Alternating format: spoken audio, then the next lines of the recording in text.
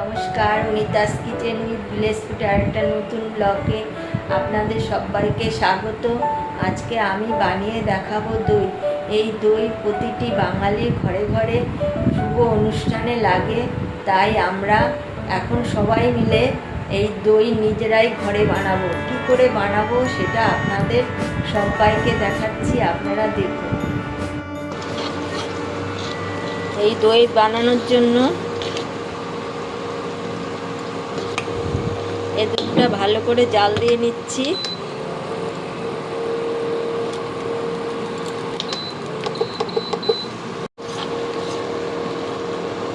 দই বানানোর জন্য গরুর দুধ নিয়েছি, এটা ভালো করে জাল দিয়ে নিয়েছি, আগের থেকেই জাল দিয়েছি। অনেক গাঢ় গাঢ় হয়ে গেছে দুধটা, আর একটু জাল দেবো। এতখানিক ছিল দুধটা, এতখানিক ছিল, শুকিয়ে এখানে চলে গেছে। এটা আরও জাল দিতে হবে।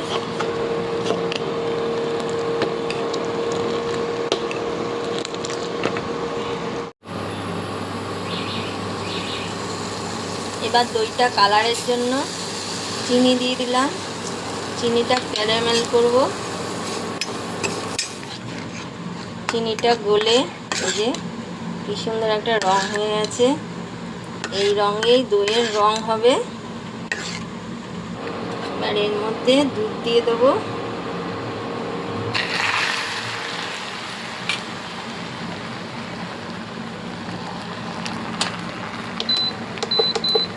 এবার দুধ দিয়ে এটা ভালো করে নাড়তে হবে।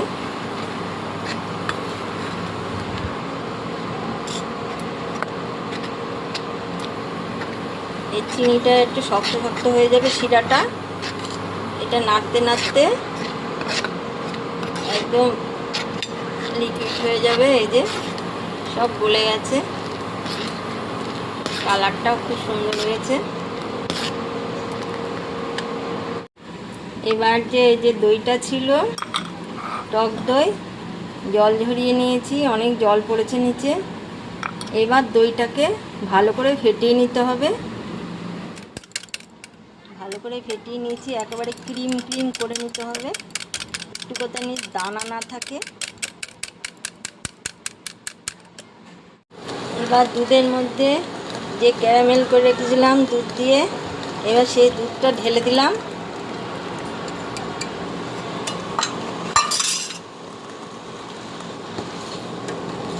এবার নেড়ে নিচ্ছি ভালো করে। কালারটা দেখুন কত সুন্দর হয়েছে। এটা একটু জাল দিয়ে নেব।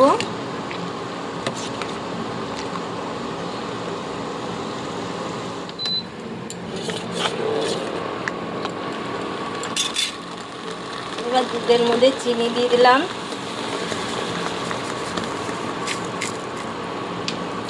এবার চিনি দিয়ে আবার একটু ভালো করে নাড়তে হবে। আবার একটু ফুটুক, আরও কিছুক্ষণ ফুটবে, কারণ চিনি দিয়েছি, চিনিটা গলবে।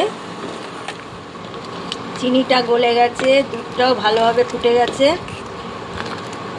এবার অফ করে দিলাম। এবার এরকম অনবরত নাড়তে হবে যাতে কোনো রকম সর না পড়ে।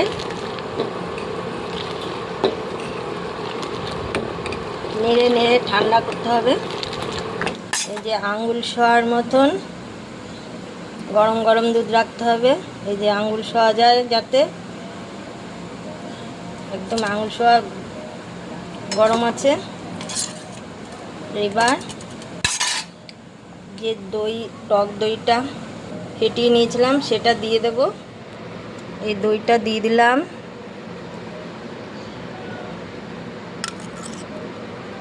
দইটা দিয়ে নাড়তে হবে ভালো করে। এবার দইটা ভালো করে গুলিয়ে নিয়েছি। যে দই বিষটা দিয়েছিলাম ভালো করে গুলিয়ে নিলাম। এবার এই যে এরকম পাতিল নিয়েছি, এবার ঢেলে দিচ্ছি পাতিলটার মধ্যে।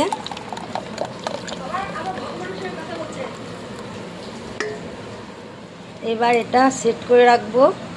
ইন্ডাকশানে কড়াই বসিয়ে দিয়েছি। কড়াইটা গরম হয়ে গেছে, একটা প্লেট নিয়েছি, এর ওপর পাতিলটা বসাবো। এবার দইয়ের পাতিলটা বসিয়ে দিলাম।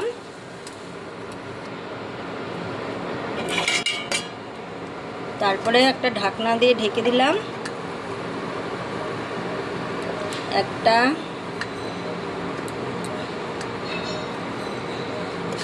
জামা দিয়ে পাতিলটাকে ঢেকে দিলাম।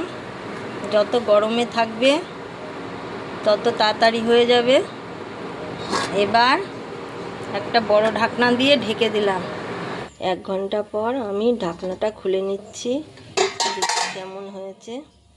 ইন্ডাকশানটা অফ করে দিয়েছি অনেকক্ষণই। এবার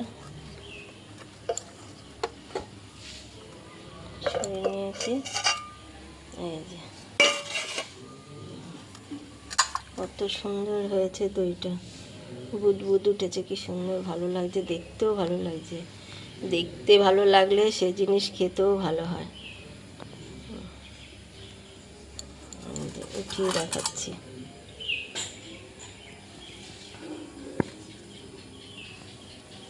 একটু ঘামা ঘামা আছে, এটা ফ্রিজে রাখলে পরে এটা ঠিক হয়ে যাবে। এখন ফ্রিজে রাখবো 1 ঘন্টার মতো।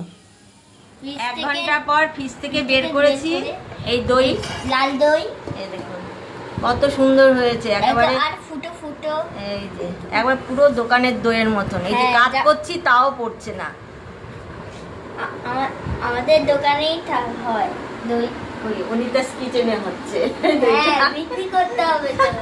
আবার বিক্রি করতে হবে বলছে, দেখুন। হ্যাঁ, আর এবার দইটা আমি কেটে দেখাচ্ছি আপনাদের।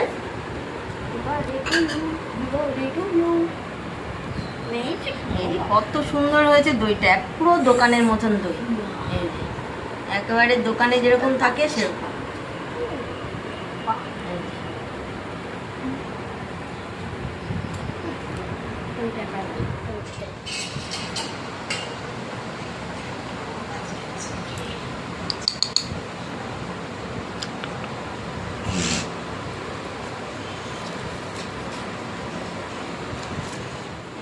খাও, খেয়ে বলো কিরকম হয়েছে।